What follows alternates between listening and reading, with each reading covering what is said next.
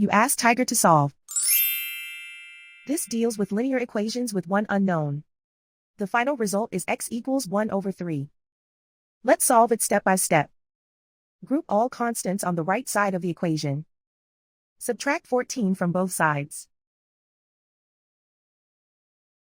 Simplify the arithmetic.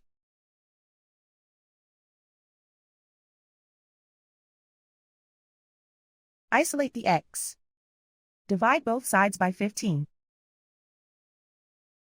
Simplify the fraction. Find the greatest common factor of the numerator and denominator.